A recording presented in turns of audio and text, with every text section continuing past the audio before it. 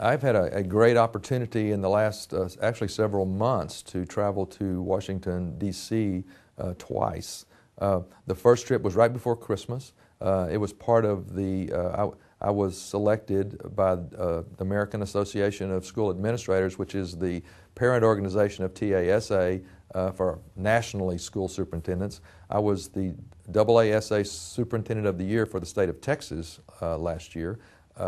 And in that, got a chance to go to Washington, D.C. in December and meet with the other 49 superintendents of the year for their states.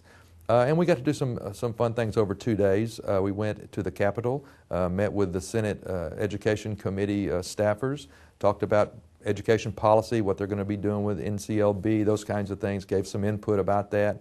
I also had the opportunity to hear one of the undersecretaries speak to us about their visions of future education in the nation, and had the opportunity. They asked me to serve on a panel of 4 people to talk to the group about the Common Core. And of course, I was on there as the lone state that did not adopt the Common Core curriculum, and the other 3 panelists were in different states that had adopted and what they were struggling with.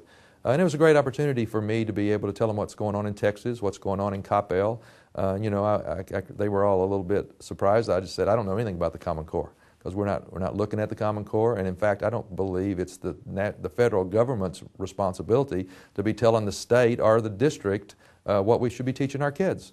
And especially when you attach that to a Common Core test and a Common Core assessment system for teachers and a Common Core assessment system for administrators, that's going down the same road the state's going down. It's just a federal road. And so it gave me a great opportunity to be able to communicate what we believe here in Texas and what we believe in our consortium here is that we believe in local control. We believe in preparing our kids for the future, but we don't believe that the federal government or even the state government has a better idea of what our kids need than what we have here in our local area. So great opportunity, and Aramark, who sponsors the National Superintendent of the Year program, picked up the cost on that, so it was a great opportunity for me to get to go up there to share what we were doing in Coppell without having to absorb any of those costs. The second time I got to go was just recently, last week. We have been talking about the High Performance School Consortium, talked about the waivers we would need to run the consortium and create the next generation of standards, assessments, and accountability. And we've been working on that process. But we realized that, okay, if the state were to say to us, hey, okay, you're out of the system, y'all go create something of your own, we would still be under the guidelines of NCLB, AYP, and all those things from the federal government. So TASA asked a couple of us actually Dawson Orr and Highland Park and myself, and TASA flew us to Washington, and where we met with the Undersecretary of Education and talked to her and her staff about what kinds of help we might get from the federal government if the state should allow us to get out of the system.